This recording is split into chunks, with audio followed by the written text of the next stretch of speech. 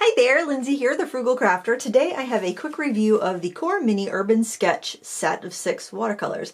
This is a set of 6 half-pan watercolors, and I'd wanted them for a while but just couldn't justify buying another watercolor tin. But then they went on sale and I didn't buy them and I regretted it, and then when they came on sale again I picked them up on Amazon. And I paid between $20 and $22 for this. I can't remember because I bought 3 of the 6 color sets and my entire order was like $64, and that was including tax. So yeah, I'm pretty impressed with this. We're going to go through some things I've painted with them. We're going to do a little swatching with them. I will have a video where I compare all of the dried half pans, the extruded half pans that come in these mini tins with dried down tube paints from QoR. So we will have a side-by-side comparison in a separate video, but I wanted to do these little mini kits on their own, at least the Urban Sketch and the Intensity one anyway. So I'm just going to set the sketchbook aside, but I do have some artwork in there. In the box, you've got this little opening panel here, and I don't know why the price was so low on these, because the regular price on these is like $55, $54.99 I think, and Blick sells them for $35. So I'm not sure if maybe they were just a little shop worn, but I thought the package, I mean, looked good to me.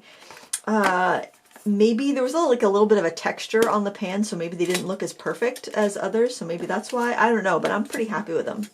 So it comes with a pamphlet, which gives you all of their colors, and their tube sets used to come with this as well. I do know they're discontinuing some colors, and they're adding, I think they're discontinuing 8 colors and adding 20, so I'm not sure if, I think the discontinued colors are still on this pamphlet, so maybe that's why they were cheap. Maybe they had to, they're redoing packaging.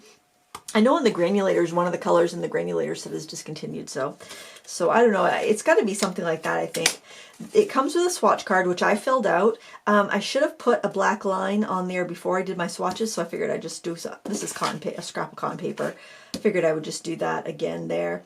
But it's kind of a weirdly laid out swatch card. I usually like my swatch cards to mimic what I have going on, in like I would have 2 rows of 6 rather than a grid like this, but it works. It lets you see the colors. And as you can see, there's no beading up on the palette. That's why I didn't clean this. I usually clean my palette after every painting, but I wanted you to see that the colors don't bead up on the silicone and they don't bead up on the metal tin, because I think that's you know, that's important in a mixing surface. I didn't do anything to pre-treat it. I'm gonna clean off that pan. I didn't do anything to pre-treat it or anything, and it cleaned well. Let's see if it stains. I'm pretty sure it's gonna stain, but we'll give it a try. Just do a quick little cleanup of this. But I have their larger tins that the original sets came in. The 6 tube sets used to come in big tins, and when that company first came out, I was so excited to try it, so I have a few of those tins, which I use for other paints. Hey, the metal side has no staining. That's great. Let's see about the silicone. The silicone's got some staining, but probably could scrub it out if you were so inclined. And you get 6 empty half pans, so you can put your own colors in it. And I know what colors I'm going to add. At least some of the colors I'll be adding to this. Actually, you know, it's not staining that bad.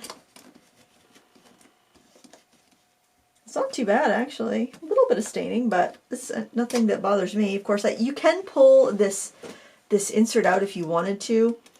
It's like, I'll show you how it's built here.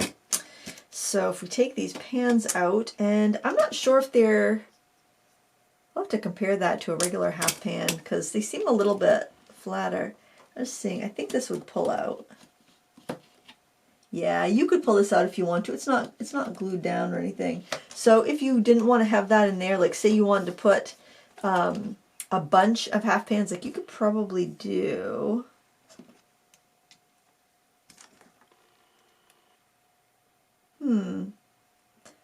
Let's see. I'm just trying to think. How could you fit the half pans? I bet that you could do. I don't know if you could do 24 half pans in here, but you could probably get another, if you took out the silicone, you could probably get another 10. You might not be able to get another 12, but you could probably get another 10 in here. You could get like 22 or something in this tin if you wanted to. But I don't know, I don't see myself doing that, but you could put magnets on the bottom of those. They hold in really snug, and I'm happy about that. So let's look at some artwork I made with them, and then we can play around with a little bit on that paper. And yeah, and just know that I'm going to be doing a big side-by-side comparison between all the pans and all the tubes that I have coming up. So this is a mixing chart I did with these colors. I'm going to zoom in a little bit so you can really kind of have it fill your screen here. So what I did was, sorry for the shake, I made a grid and I put the colors this way and that way, and then so right down the center would be the full strength colors. On the, I just basically have the colors up top being the influencing color. So here you can see all the colors made with the, I gotta read that, oh my goodness, Benzimidazolone Yellow with Quinacridone Red, Cobalt Blue, Cobalt Teal, Dyke Brown, and Paynes Grey. They're all single pigment colors except for the Paynes Grey. The Paynes Grey is a mix of 3 different colors, PV15:3, PBK7, and PV19. Then we've got the Quinacridone Red with all of the colors, and we've got the Cobalt Blue with all of the colors. Then you've got the Cobalt Teal with all of the colors. And you'll see that if you look at the color on the top, that is the more influencing color. I'll have like more of that brown in this mix, and then I'll have, you know, more of the yellow in this mix. So does that make sense? Does that make sense? Like I put more of the top color in the mix so that you get the most variety, so that I'm not having identical, like, so these will be like, this one has a little more blue, this one has a little more red, but they're made from the 2 same colors. I hope that makes sense. That's, let's see, like the Cobalt Blue and the yellow, those 2, and then we've got the blue, the yellow and the blue, so these 2 colors are the same mixes, but that one's got more yellow, that one's got more blue. Does that make sense? And because we often mix more than 2 colors together, especially if we're working with single pigment colors, I did some kind of 3 color mixing over here just to get some saturated colors. The Cobalt Blue and Cobalt Teal are both granulating colors, and they give beautiful you know, beautiful textures in the washes. So nice, rich, and vibrant mixes, no muddy mixes. The neutrals come out nice and pretty. Just a gorgeous set for mixing urban sketching stuff. I feel like it's a little weak in the greens, but I mean, you can make some decent greens in there. I'm going to add a sap green to my set, and I'm going to add a yellow ochre too, because although you can make a yellow ochreish color, that's one that I would really like to have on hand. So this was my first time using the palette, and wow, was I just impressed. I loved it. I didn't even swatch it yet when I started playing with it, and I just had a ball. I absolutely loved using this paint. So maybe I'm biased. That's the first painting I did. I had so much fun with it. It was from a photo I took in Portland. And then I did these 2. These did not come out so well. I took a photo in Searsport, this little old stone library, and but I didn't have a problem with the paint. The problem was purely my sketching ability in these 2. But it was still fun to use the paint. And then I did this spread that I really enjoyed today, and this was from some photos I took at the International Cryptozoology Museum, and that was fun. I really enjoyed it. And you can see the colors are pretty translucent, even the Cobalt Teal, because I did go over my pen and ink in these situations here, and they weren't cloudy or anything. With these, I actually sketched with a non-waterproof pen, like a regular pen. Oh my word, it's almost 8 o'clock at night, and I definitely lose my oomph towards the end of the day. But I sketched with like a platinum preppy and just some Dr. P.H. Martin ink, and then I painted over it, and then I went and did line work. Like there, I use a Tombow Funosuke pen there, and that's what I use for the lettering and stuff. But yeah, super fun, super happy with it. So while I have you here, you probably want to see these paints in action. I don't blame you. You're going to spend your hard-earned money. You want to know what they're all about. I think they might be sold out on Amazon.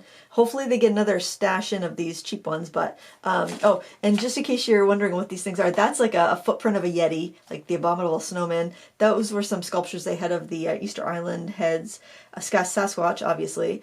And it's called the Beast of Maine, and it apparently was seen in Lewiston. I have a friend that lives in Lewiston, so I'm definitely going to have to tell him about that. And a coelacanth, I think. I might be pronouncing that wrong.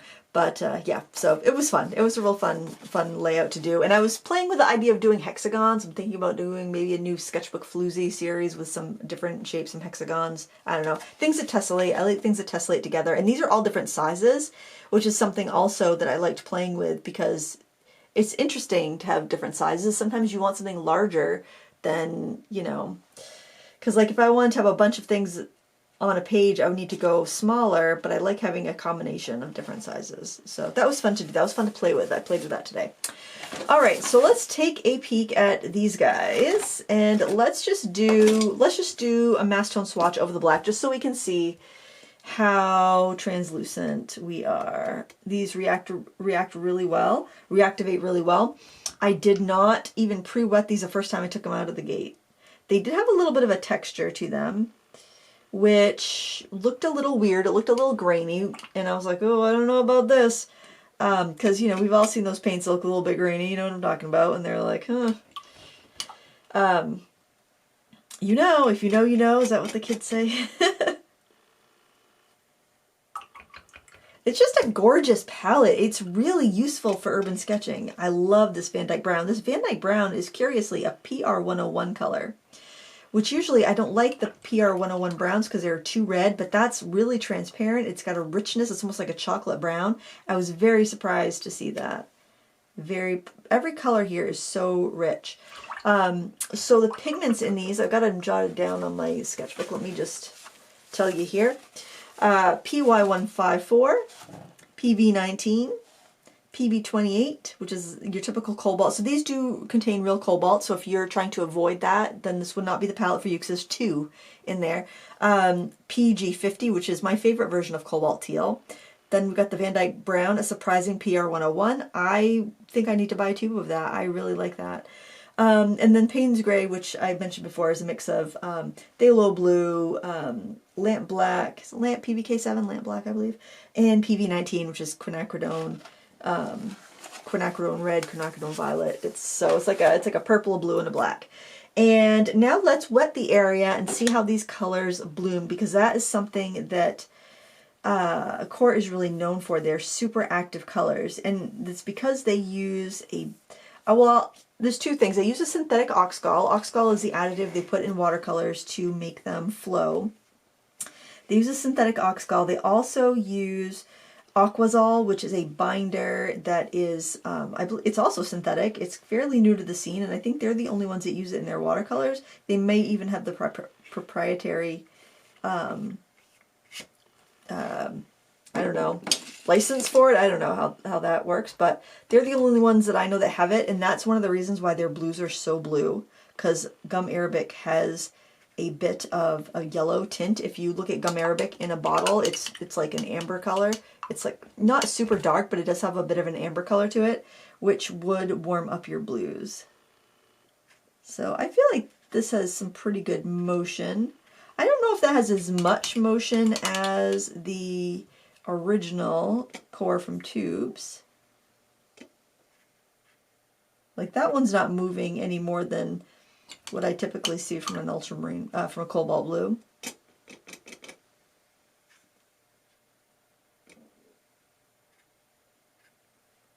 Yeah, that one's, I mean, I think they flow fine, but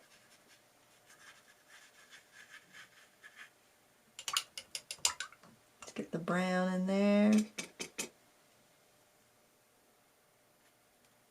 I wouldn't expect earth tones to flow that much. And let's get the Paynes Grey.